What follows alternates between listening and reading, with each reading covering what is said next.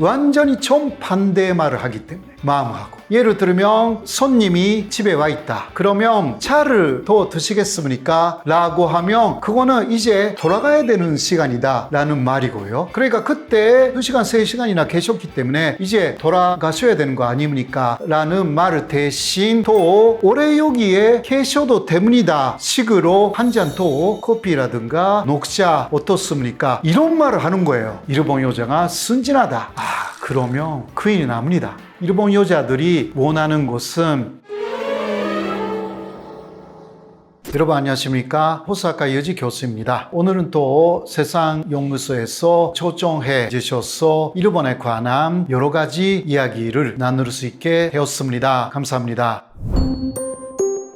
일본에서 혼내와 다테마에라고 하는데요. 혼내는 속마음을 말하고요. 그러니까 진짜 자신의 생각이죠. 손내라고도 할 수가 있죠. 그리고 다테마에는 겉으로 표현하는 겉질에, 겉으로 말하는 내용입니다. 그러니까 혼내하고 다테마에, 특히 일본 사람들은 차이가 굉장히 크다. 그러니까 예를 들면 이러한 모임에는 가고 싶지 않다. 그게 진짜 내 마음이라고 하면 그게 혼내예요. 그런데 다테마에는요, 그 자신의 혼내, 속마음을 말하고 싶지 않아 가지고 표면적으로 우회적인 말로 상대에 대해서 나쁜 말로 말하면 속이거나 조금 좋은 말로 말하면 상대의 마음을 상하게 하지 않도록 하는 그러한 기술이죠. 그게 다테마에입니다. 특히 한국 사람이면 이러한 혼내와 다테마에는요, 특히 비즈니스 상황에서 많이 접하게 된다고 할 수가 있죠. 그런데 일본에서는 첫 번째 만나서 금방 합의를 하는 것은 거의 없습니다. 첫 번째 만남으로서는 아직은 결정할 수는 없고 다음에 또 만나서 이야기하고 싶습니다 라든가 이러한 이야기가 많이 나와요. 그런데 한국 분들은 그것을 거절하고 싶은데 거절을 못하니까 다음에 이야기하자고 하는 거 아닌가, 그런 식으로 이해하시는 분들이 굉장히 많더라고요. 그러나 그렇지 않습니다. 실제로 그렇게 거절하고 싶을 때가 있기는 하지만 거의 대부분은 금방 결정할 수가 없었어. 왜냐하면 돌아가서 윗사람한테 이야기를 해야 되고 처음 만남으로 판단하기가 어려운 부분들이 있어서 좀 더 검토해서 결정해야 되기 때문에 또 한 번 말하면 그게 오해의 소지가 될 수도 있기 때문에 이르탄 결론을 미루는 것입니다. 이게 바로 일본적인 문화다라고 할 수 있죠. 메이와크는 한자로 쓰면 미혹스럽다의 미혹이라고, 한국에서는 지금 거의 안 쓰는 말이잖아요. 그거는 폐해를 끼친다라는 말인데, 그러니까 일본 사람들은 태어났을 때부터 또 일단 주변을 알게 된 나이가 되면 부모들이 항상 아이에게 하는 이야기가 있습니다. 남에게 폐해를 끼치지 말아야 한다. 그러한 말을 쭉 듣고 일본 사람들은 성장하는 경우가 대단히 많습니다. 한국에서는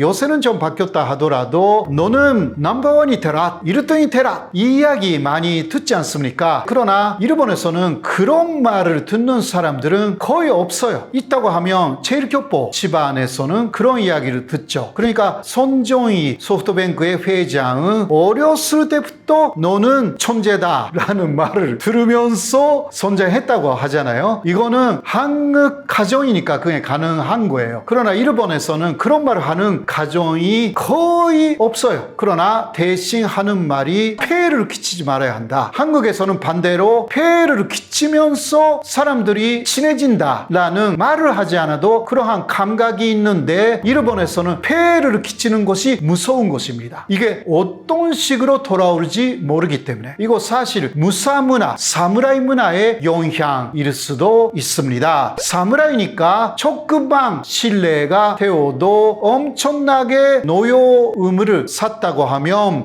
농민들은 금방 살해되는 그러한 시대가 있었기 때문이죠. 그렇기 때문에 이러한 폐해를 끼치지 말아라 라는 것은 사실 조금 사람들하고 거리를 두어라 라는 이야기가 되는 것입니다. 무사 문화가 일본에 왜 이런 식으로 자리 잡았는가? 그거는 한국에서도 유교 문화가 왜 이렇게 뿌리 깊게 남았는가? 그거하고 똑같은 이야기가 되는데요. 한국은 500년 동안 그 유교 문화의 사회였고 위에서 아래까지 선리하게 나라였지 않습니까? 그 영향 지금까지도 굉장히 강합니다. 일본은 700년간 무사사회였습니다. 그렇기 때문에 한국은 500년간 선리하게 견전을 많이 배우면서 그것을 가정에서 가르치면서 전신세계까지 유교 사상을 아이들도 많이 이어받았지 않습니까? 일본은 대신 선자병법을 많이 배웠습니다. 유교의 견전도 선자병법도 중국에서 만들어졌잖아요. 그런데 한국에는 유교, 선리학이 전달되고 일본에는 물론 유교도 전달됐지만 무사사회가 된 일본에 더 강력하게 전달된 것이 선자병법입니다. 그렇게 해서 특히 무사의 집에서는 선자병법에 처음부터 끝까지 외웠습니다. 그게 무사들의 교양이었습니다. 그렇기 때문에 적을 알고 나를 알으면 백정해도 위태롭지 않다 라든가 싸우기 이전에 적을 이겨놓고 있어야 된다 라든가 싸우지 않고 이기는 것이 최고의 전술이다. 이러한 선자병법의 명언들이 실제로 가정에서 쭉 내려온 것입니다. 아버지가 어머니가 아이들에게 이야기를 하고 그 아이들이 또 그 아이들에게 이야기하고 그러니까 일본 사람들의 마음에 그 속에는 선자병법의 말들이 사실 지금도 그대로 남아있는 경우가 많은 것입니다. 이게 무사 문화의 실제입니다.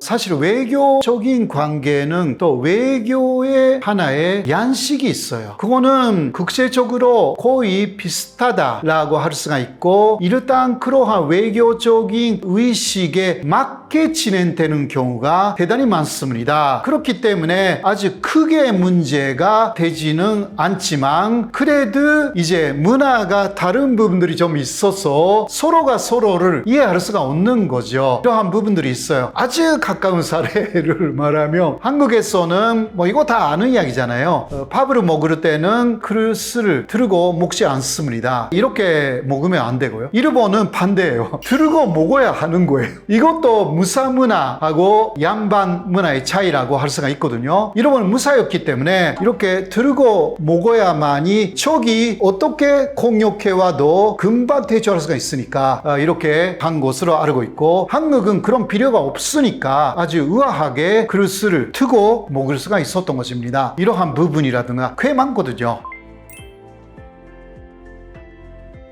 흔한 문화일 수가 있어요. 조금 적게 생각하면요. 그런 식으로 알려줬다라는 것은 완전히 마음을 다 열었고 앞으로 계속 친구로 있자라는 표시인 것입니다. 일본인들이 그렇게 될 경우는 쉽게 배신하지 않습니다. 그 관계는 오랫동안 갑니다. 아주 오랫동안요. 그러나 그렇게 되기까지 시간이 걸리는 게 일본인들입니다. 그러니까 얼마나 마음을 열었는가 라는 것을 보여주는 게 바로 그러한 사례라고 할 수가 있고 자신의 예를 들면 집에 초대를 한다 라고 하면 이게 굉장히 대접을 하는 거거든요. 보통 한국은 금방 집에 초대하지 않습니까? 그러나 일본에서는 집에 초대한다 라고 하면 이것은 굉장히 대접하고 또 귀중한 손님으로 알고 당신하고 나의 사이는 진짜 친한 관계다 라는 것을 표시하는 것인데 그렇게 가기까지가 좀 시간이 걸린다 라는 거죠. 그러나 그렇게 되면 그 관계를 뭔가 큰 문제가 없는 한 일본인으로부터 끊으려고 하지 않습니다. 이게 좀 일본 쪽의 성격이라고 할 수가 있습니다.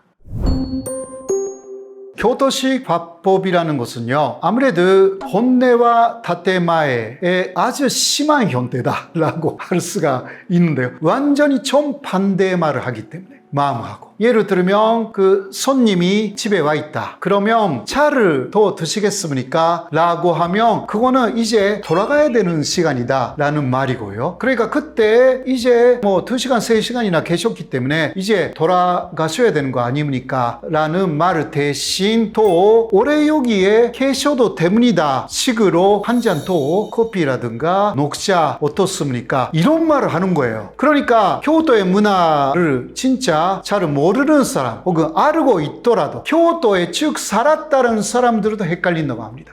그리고 어떤 교토에 쭉 살았던 사람이 어렸을 때 이야기를 해요. 어렸을 때 자신의 큰아버지예요. 그러니까 그냥 완전히 친척이잖아요. 한국에서는 가족이잖아요, 완전히. 근데 그 집에 가서 거기에 사촌 언니하고 쭉 놀고 있었대요. 그런데 저녁이 됐대. 저녁이 됐으니까 이제 밖에서 쭉 놀았으니까 안으로 들어와 라고 그 집에 어머니가 말했대요. 그러니까 그 집으로 올라갔대. 그런데 그 이야기를 자신의 집에 가서 이야기를 했는데 그 어머니가 놀랬어. 그럴 때는 절대 올라가면 안 된다. 그런 식으로 이야기를 해가지고 그게 평생 동안 자신의 가르침이 됐다고 합니다. 혹은 그 아이는 역시 같은 집에 가서 이럴 때도 있었다고 이야기를 합니다. 역시 놀아가지고 저녁 때가 됐으니까 거기에 아주 예쁜 아주머니였대요. 예쁜 아주머니가 오늘은 너무 늦었으니까 우리 집에서 저녁을 먹고 가라 라고 했다고 합니다. 그래서 그렇게까지 이야기를 했으니까 또 들어오라고 하니까 그때는 들어갔다고 해요. 그런데 그 다음에 전화를 했대요. 자기 집에 그 아주머니가 우리 집에 어머니에게 전화를 했는데 그 전화가 아니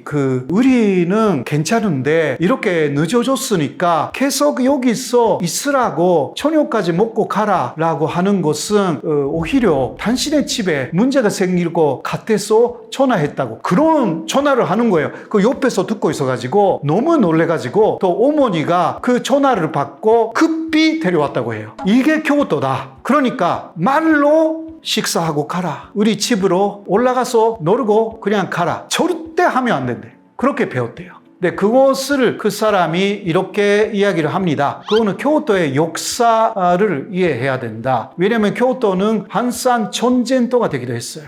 그리고 이루안들이 교토를 지배하고 있었는데 무사시대가 돼가지고 무사하고 이루안과의 싸움이 시작됩니다. 그렇게 하여서 굉장히 교토에서 사는 것 자체가 역사적으로 위험한 상태가 됐다고 합니다. 말이 조금 잘못하더라도 죽음으로 가는 그러한 시대가 쭉 있었다고 합니다. 그래서 그때의 경험으로 교토 사람들은 아주 우아한 말이지만 아주 상냥한 품위가 높은 말이지만 상대방의 마음을 상하게 하지 않도록 하는 데 신경을 쓰고 절대 폰심으로 말하지 않게 됐다. 이런 식으로 이야기를 하는데요. 저는 그것은 진짜 맞는 이야기라고 생각합니다.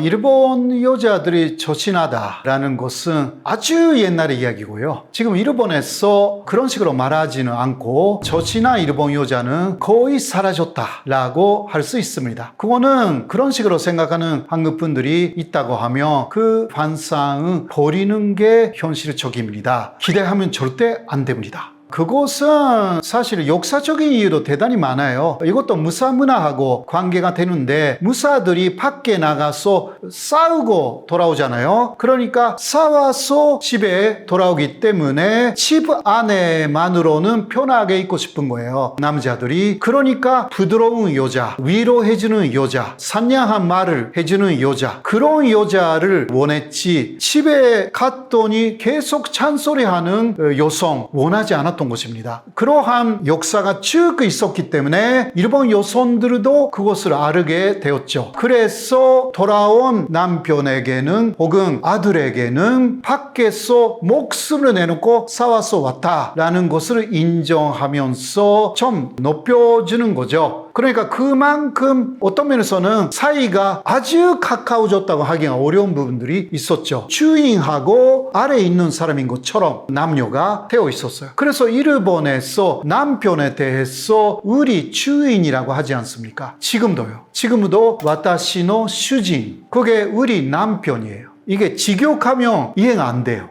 그러니까 그러한 내용이 있어가지고 그래서 일본어에서는 남성어하고 여성어가 차이가 있는 거죠. 남성어는 거칠고 강하고 여성어는 부드럽고 위로를 주는 느낌을 갖는 부드러운 말이에요. 이런 식으로 집에 가서 부드러운 말을 남자에게 걸어야만이 그 상한 몸이나 마음이 위로가 된다. 이러한 문화 속에서 살았기 때문에 이러한 문화가 생겼다라고 할 수가 있고요. 한국에서는 물론 남존여비 쭉 있었죠. 그러나 보세요. 왕조에 들어가면요. 가장 권력이 있는 사람은 왕의 어머니였습니다. 여성이 최고의 권력자였어요. 왕이 항상 아침에 일찍 먼저 어머니한테 가서 말씀 듣고 하루를 시작했지 않습니까? 그러니까 여성어라는 게 생길 필요도 없었습니다. 왜냐하면 왕의 위에서 면역하는 그러한 언어가 한국의 조선의 최고의 여성어였기 때문이죠. 일본은 그러한 역사가 없었어요. 장군의 어머니는 그냥 어머니예요. 장군 위에 뭔가 전체적인 위세라든가 권력을 가진 적이 없습니다. 아주 옛날에는 있었지만 무사시대가 전립된 전국시대 이후는 에도시대도 없고 완전히 사라진 거죠. 그런 것이. 그래서 그러한 내용이 남자하고 여성의 문화, 또 한국인이 일본 여성이 상당히 순진하고 잘 따라준다라는 그러한 느낌으로 가는 거죠. 근데 그런 여성들이 전혀 없는 것은 아니고요. 순진하고 항의하지 않고 아주 강하게 요구하지 않고 그래서 제가 조금 놀란 것은 한국의 아이스 스케이트 선수 이소나 씨가 일본 남편하고 결혼했잖아요. 간남 씨하고. 그런데 간남 씨가 어떤 언론하고의 인터뷰로 한국 여성 무섭다 이런 이야기를 한 거예요. 특히 한국 여성 중에서 우리 와이프가 가장 무섭다라는 이야기를 한 그런 기사를 좀 봤는데요. 이게 또 여러 한국 분들에게 좀 물어봤어요.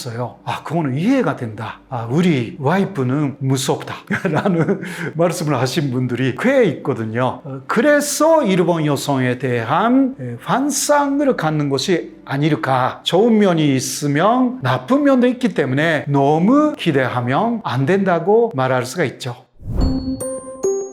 한마디로 하기는 대단히 어렵습니다. 한국하고 일본은 비슷한 부분도 있지만 50%는 차이가 있는 문화하고 역사다라는 것을 알고 계셔야 합니다. 혹은 어떤 분은 한국하고 일본은 차이보다 비슷한 부분이 오히려 많다고 생각하는데 그거는 착각입니다. 오히려 50%라고 했지만 아마 비슷한 부분은 20%, 80%는 차이가 있습니다. 이것을 알고 있어야 일본은 얼굴이나 생김새 여러 면에서 한국하고 비슷하지만 전혀 다른 외국이다라는 것을 알고 있어야 또 배우려고 하기 때문에 그래야만이 일본을 이해할 수가 있지 않습니까? 일본 사람들도 마찬가지입니다. 한국에 오면 일본 사람들도 거의 같은 문화다라고 생각하는데 전혀 달라요. 그런 부분들은 일상생활에서도 많습니다. 그래서 처음은 서로 조금씩 다르다고 생각하니까 반해가지고 빨리 결혼하지만 타격은 생각보다 빨리 옵니다.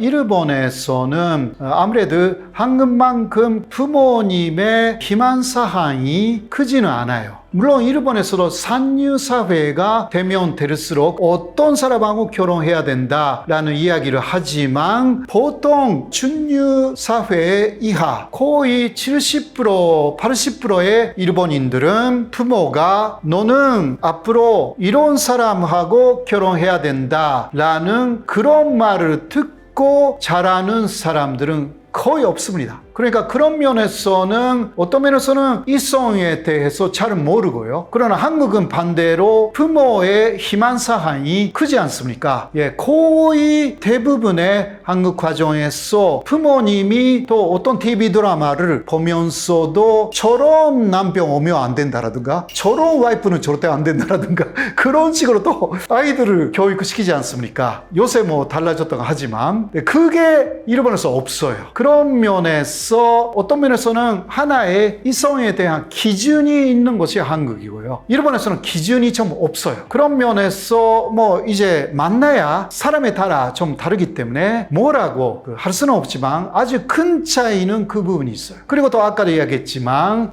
일본인들은 조금 말을 안 하는 것을 허용한다. 한국은 말을 안 하면 용납을 안 한다라는 부분들이 조금 다르죠. 또 한국은 좋은 면은 그렇게 해서 진짜 사이 좋은 부부가 될 수가 있어요. 비밀이 전혀 없는 모든 것을 털어놓고 이야기를 하고. 일본은 그렇게 해서 자유롭게 보이는지 모르지만 진짜 말할 수 없는 이상한 비밀을 또 갖게 될 의료가 있으면서 뭐 이것은 한국에서도 요새 그렇지만 그냥 몇 년 지나면 완전히 벼르고 산대에 있는 그냥 형식적으로만 사는 부부, 이런 것도 많거든요. 한일 커플이 그렇게 되면 안 되니까 하는 말씀입니다. 그리고 한일 커플이 그렇게 쉽지 않아요. 문화가 정말 다르기 때문에 그것을 이해하기 위해서는 유교 문화하고 사무라이 문화를 이해해야 합니다. 그 차이. 진짜 그런 면에서는 일본에 가서 몇 년 살고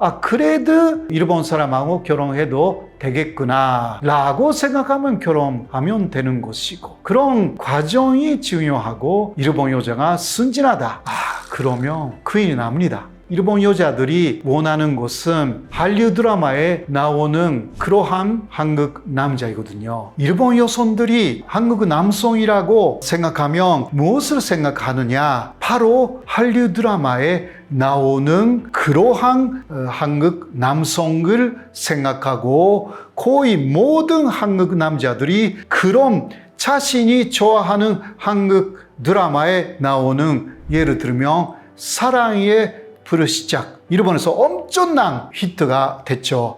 현빈 같다고 다 생각하는 거예요. 혹은 일본에서도 엄청난 히트한 이태원 클라스에 나오는 남자 주인공, 그런 식으로 기대를 해요. 그러니까 쉽지 않습니다.